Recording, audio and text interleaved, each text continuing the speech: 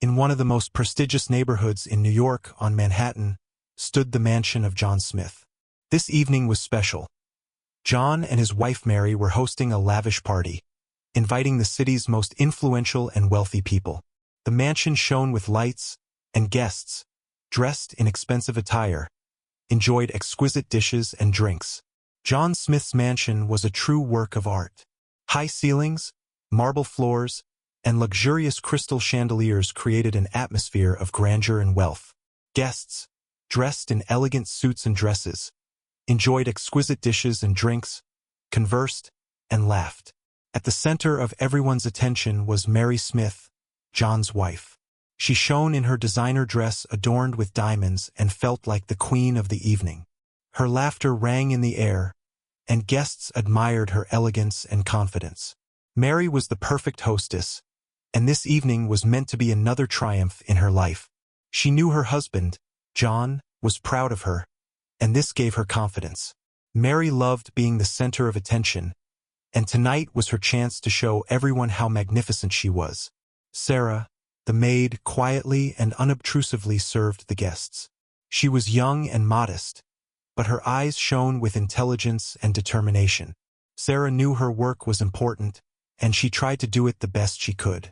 She was the daughter of an accountant who once worked in Mary's company and knew many secrets that Mary tried to hide. Sarah was smart and observant, and she knew her silence could cost her her job.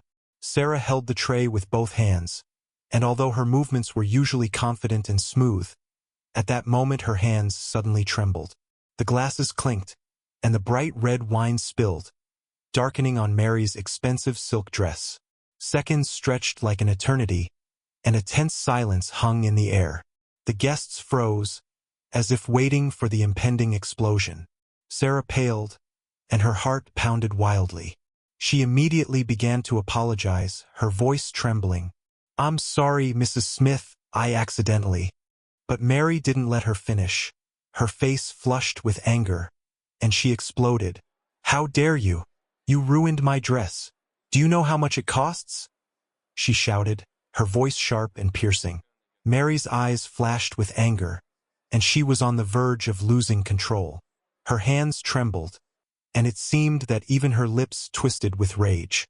The surrounding guests froze, not daring to intervene. Many averted their eyes, trying to avoid the awkwardness, while others watched the scene with interest, waiting to see what would happen next. John, standing nearby, felt the tension rising and felt uncomfortable. He knew Mary could be cruel, especially when it came to her reputation and status, but he had never seen her so enraged. He took a step forward, intending to intervene, but paused, seeing Sarah struggling to breathe, as if gathering her thoughts. Sarah clenched her lips and suddenly straightened up, her eyes flashing, and there was no fear in them anymore. Taking a deep breath, she calmly but firmly said, "I know the truth about your past, Mrs. Smith, and I won't let you humiliate me." Her voice sounded so confident that the guests in the room exchanged glances and whispered. Mary paled for a moment. A glint of panic appeared in her eyes, but she quickly regained her composure, trying to maintain the appearance of calm. However, a shadow of concern flashed across her face, which only the most observant could notice. "What are you talking about?" Mary managed to say these words, her voice trembling despite her outward attempt to remain calm. She glanced quickly at John, who now looked intently at both women. Sarah, feeling that there was no turning back, continued, not averting her gaze. "My father was an accountant in your company. He found evidence of your financial fraud. You were stealing money, Mrs. Smith." Mary seemed to turn to stone. Her face paled even more. In her eyes, a mix of shock and horror was reflected. She felt the ground slipping from under her, and she tried to deny the accusations, but her voice betrayed her inner panic. This isn't true. You're lying." But the whispering among the guests grew louder. Many began to exchange glances, discussing what they had heard. John slowly approached Sarah, his face serious, and his gaze did not leave her eyes. "Do you have proof?" His voice sounded cold and distant. Sarah nodded. "Yes, Mr. Smith. I'll bring it tomorrow." Mary took a step back, her chest heaving. She understood that her reputation was on the brink of collapse, and something inside her screamed with helplessness. However, outwardly, she maintained a mask of pride, although her hands still trembled. John looked at Mary, and then back at Sarah. In his gaze, something new appeared, as if realizing that the world he considered stable and unshakable could crumble in an instant. His voice sounded hollow, as if he was speaking more to himself than to others. "All right, Sarah. I'll see you tomorrow." After these words, the guests began to quietly disperse. The atmosphere in the room was heavy. No one dared to look Mary in the eye, who, shocked and humiliated, stood motionless. Her heart pounded wildly, and she knew something terrible was about to happen, something that could change her entire life. The next day, Sarah came to the mansion, clutching a folder of documents. Her steps were confident, but inside she felt the tension gripping every cell of her body. Before her stood an important task, to show John the truth which could destroy his life, but also give him freedom from lies. Her heart beat faster as she entered the magnificent mansion, where the air seemed to be filled with history and hidden secrets. John met her in his office. He sat behind a massive oak desk, his face tense, his gaze hard, and his shoulders slumped, as if he already anticipated the difficult trial ahead. When Sarah entered, he looked up at her. In his gaze was something new, a mixture of pain, disbelief, and inner struggle. "Here are the proofs, Mr. Smith," Sarah said, handing over the folder. Her voice sounded quiet but confident. She understood that these were not just documents. They were the key to the truth, from which there was no turning back. John took the folder with a slight hesitation, as if afraid of what was hidden inside. Opening it, he began to slowly flip through the pages. As his eyes scanned the lines, his face became increasingly grim. His eyebrows furrowed, his jaw clenched. He read the evidence that his wife, Mary, the woman he trusted, with whom he shared his life, had betrayed him not only as a husband but also as a business partner. "I can't believe this," he whispered, his voice trembling, and he lowered his head, as if his world had collapsed. The folder with documents slowly slipped from his hands onto the desk. Silence in the office became unbearable. Sarah didn't know how to continue. She stood, watching as John struggled with his emotions. In her soul, a battle raged, between regret and the necessity to tell the truth. She approached closer and, seeing how his shoulders slumped, realized how great his pain was. "I'm very sorry, Mr. Smith," she said softly, her voice filled with genuine sympathy. "But you need to know the truth." She slowly lowered her hand onto his shoulder, wishing to somehow ease his suffering. For a moment, John didn't move, as if the weight of the entire situation had completely crushed him. John slowly raised his head, and in his eyes, which usually radiated confidence and strength, there was now emptiness and deep pain. He looked at Sarah, the only person in this chaos who had been honest with him. In that moment, something indefinable arose between them. They both understood that they were now connected not only by circumstances but also by mutual honesty. You can't imagine what it's like." John's voice broke off, as if it was difficult for him to speak. "I thought I knew her. I thought I could trust." He fell silent, and Sarah took a step closer, feeling that now it was most important to be there, to silently support him. "It's tough," she said quietly, "but you're a strong person, Mr. Smith, and you deserve the truth, no matter how bitter it is." John sighed, and for a moment his gaze softened. In his heart, he felt that she had brought him not only pain but also freed him from illusions in which he had lived. It was painful but necessary. I will file for divorce and return the stolen money," he said firmly, his voice sounding determined, as if he had found a new understanding of his path. "That will be the right decision," Sarah quietly agreed. She knew how difficult this decision was, but in her words was support, which made it easier for John. He felt that he was no longer alone in this chaos. Sarah, who turned out to be much stronger than he could have imagined, was by his side. Silence fell, but now it was not the silence of alienation, but a moment of understanding and acceptance. John looked at Sarah, and for the first time in a long time he felt a certain clarity. John sat in his office, tension filling the air. His hands were crossed on his chest, and his eyes sparkled with cold anger, which he barely restrained. He couldn't believe that the person he trusted the most had turned out to be a traitor. Sarah was right, and now he had to face the truth. When the office door slowly opened, Mary entered with her head held high, trying to maintain the appearance of calm. Her face remained motionless, but her gaze nervously darted around the room, trying to catch the slightest sign that she could get away with it. She knew something was wrong, but she didn't fully understand how much John already knew. "John, you wanted to see me?" Her voice sounded with emphasized softness, but there was a tense note in it. John raised his gaze to her, and in his eyes there was no longer the tenderness that had once lit them up every time he looked at his wife. Now before him was a stranger, a person who had destroyed his trust and betrayed everything he believed in. "Mary, sit down," he said, his voice sharp and firm, like the edge of a knife. He wasn't going to waste time. He needed to hear her truth, if only to finally convince himself of his decision. Mary paused for a moment, then sat down across from him, her fingers slightly trembling, though she desperately tried to hide it. "What's going on? You look so tense," she began, her voice now more nervous. She felt the icy wall between them growing higher. "Mary, sit down," John said, his voice sharp and firm, like the edge of a knife. He wasn't going to waste time. He needed to hear her truth, if only to finally convince himself of his decision.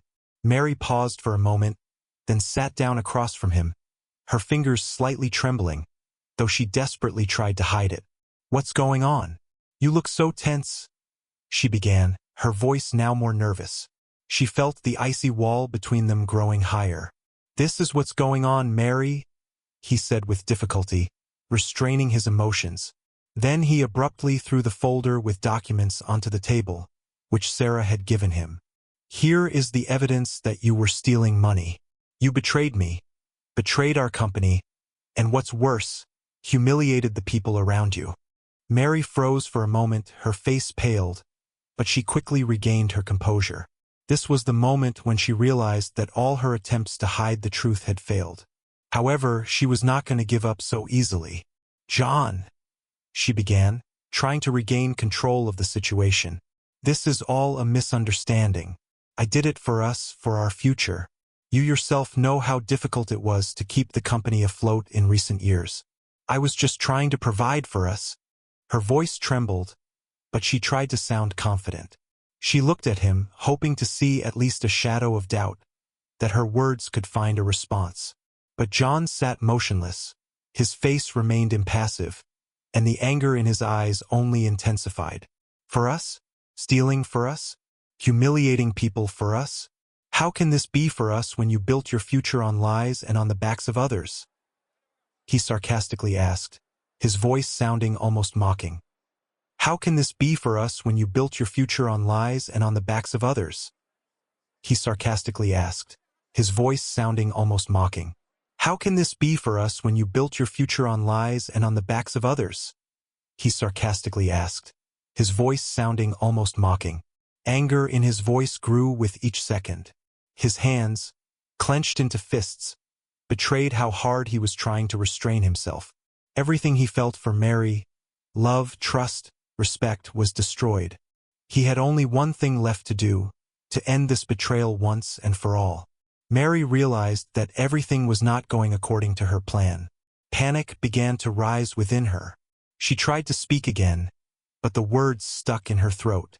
She felt the growing chasm between them. "John, please, I thought I could fix it.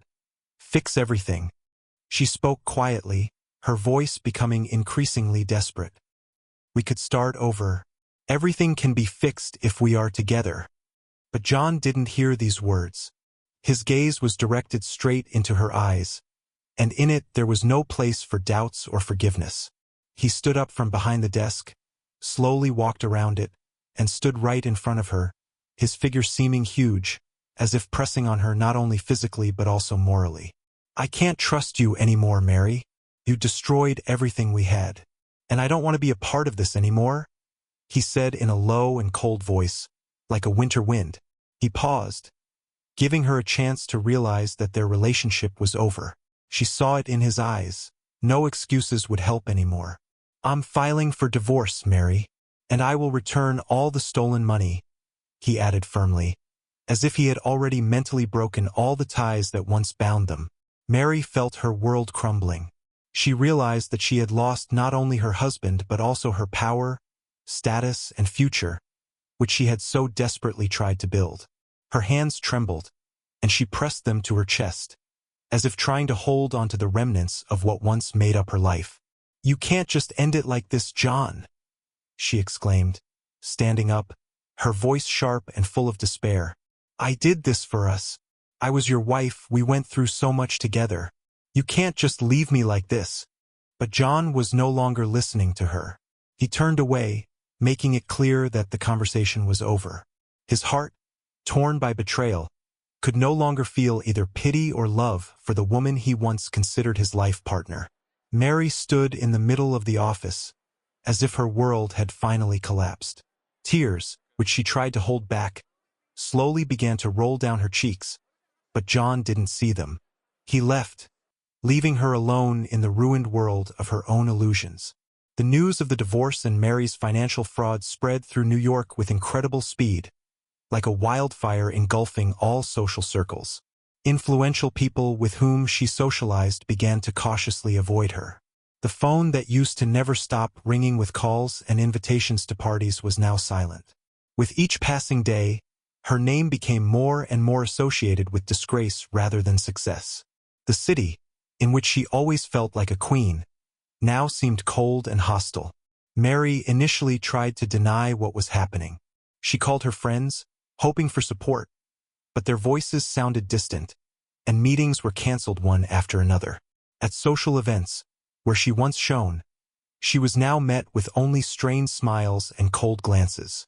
Those who once admired her power and style now stepped aside, afraid of being implicated in her fall. One day, after another of her friends suddenly stopped answering her calls, Mary sat in her empty mansion. The vast halls, once full of laughter and conversation, now seemed empty and cold. The spacious rooms of the mansion, which once were a symbol of her status and wealth, now reminded her of a prison. She sat on the edge of a huge sofa, her back tense, her hands helplessly clenched into fists. Tears slowly trickled down her face, but she didn't even notice them. How could everything turn out like this? She whispered to herself, her voice trembling. I just wanted the best. For us. For our future. But the words hung in the silence, echoing through the empty halls of the mansion. No one answered. For the first time in a long time, Mary realized that she could no longer blame others for her mistakes. John, friends, business contacts.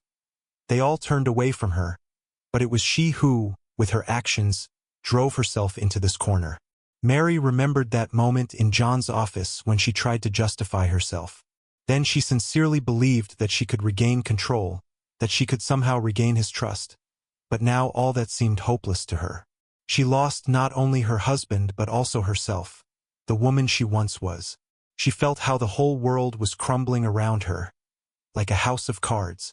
The phone, lying nearby, suddenly rang, breaking the silence. Mary eagerly grabbed it, thinking it was one of her old friends or business partners. But when she looked at the screen, her heart sank. It was her lawyer. Mrs. Smith. The lawyer's voice was cold and businesslike as always. I'm sorry to inform you, but several more of your contracts have been terminated. Your partners are no longer interested in further cooperation. Mary was silent. Her lips trembled, and she barely restrained herself from crying into the phone. She knew this was only a matter of time, but hearing it was still unbearable. Thank you, she said quietly, barely holding her voice, and hung up. Mary stood up from the sofa and approached the large window overlooking the city that once belonged to her. The lights of New York flickered in the distance, and she realized how far she was now from all that glitter. She tried to regain control, but with each passing day, her situation became increasingly desperate. One by one, The people she relied on left her life, and she was left alone, sinking deeper into the chaos of her own decisions. Mary sat at the large writing desk in her once magnificent, but now silent mansion. Before her lay the divorce documents, which she had been unable to sign for several days. Her hands trembled, and her eyes, dry from sleepless nights, stared at the lines of text. Each stroke on the paper was like a blow to her heart, but she knew this was the end of her life as she knew it, and the end of her marriage to John. Mary realized that now she could no longer control her life as she was used to. Everything she had, wealth, status, surroundings, had disappeared, like sand through her fingers. Mary took a deep breath and picked up the pen. Her hand trembled, but gathering all her willpower, she finally signed the documents. When the ink dried, she released the pen and stared at the documents in front of her, as if they were the last thread connecting her to the past. "It's all over," she said quietly, as if these words should give her strength. She realized that her life was now in ruins.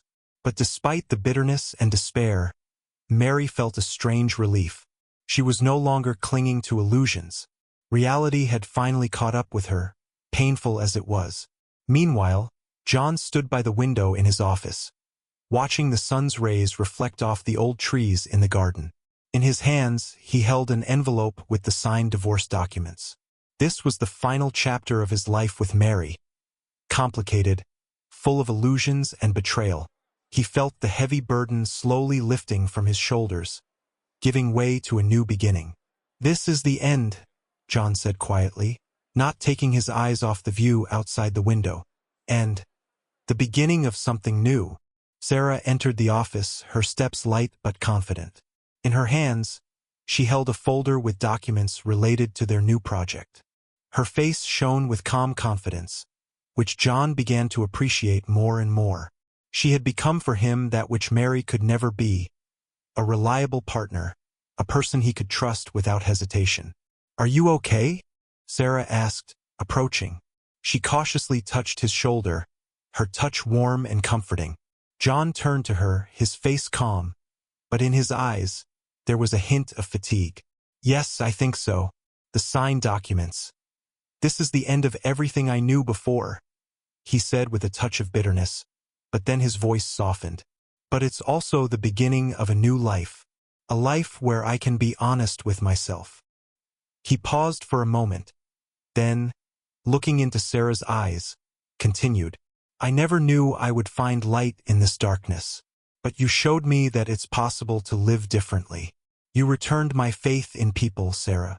Sarah smiled slightly, her eyes warmed by his words. She understood how difficult it was for John to go through this, and she was glad that she could be a part of his new life. But she also knew that this was not just her doing. John himself made this choice. "You found that light yourself, John." "I was just there," she said softly, placing the folder on the table. "We did this together. You made a huge step. Not everyone can free themselves from the past and start from scratch." John nodded, and in his heart, a quiet hope for the future grew. He knew that ahead of them lay a lot of work, but he was no longer alone. Together with Sarah, he began not just a new chapter, but a new life, in which there was a place for honesty, mutual support, and real, meaningful deeds. "We didn't just start from scratch," John said thoughtfully, looking out the window. "We're creating something bigger. Charity, that's what really matters." Sarah nodded, sitting down opposite him. "Yes," she said, smiling. "We can do a lot of good for those who need it, and that's what brings real satisfaction. We're not just helping others, we're changing their lives." John felt a calmness and determination growing within him. He was no longer the man who hid behind money and status. Now he had a goal that he was proud of. "I'm ready, Sarah. Ready to start all over again," he said, his voice firm and confident. "And with you, I know we'll succeed." Sarah smiled, her eyes shining with joy and confidence. She also felt this new energy, the strength that came from their partnership and shared cause. "We'll succeed, John. Together," she said quietly, leaning forward and touching his hand. Her touch was warm and supportive, and John knew that he no longer needed to fear the future. Since then, John and Sarah have fully immersed themselves in their charitable work. They organized charitable events, built shelters, helped the poor and needy. With each new project, their partnership became stronger. People saw them not just as businessmen, but as those who truly cared about those in need. And their work brought joy not only to them but also to those whose lives they changed. And although Mary found herself in isolation, her world collapsed, and her former friends turned away from her. John and Sarah opened a new meaning in life for themselves. Instead of hiding behind the walls of illusions and material goods, they created something real, a future in which there was hope for the better, and they were ready to share this future with those who needed it. Now their lives were filled with joy, meaning, and mutual respect. And this was only the beginning of their shared story.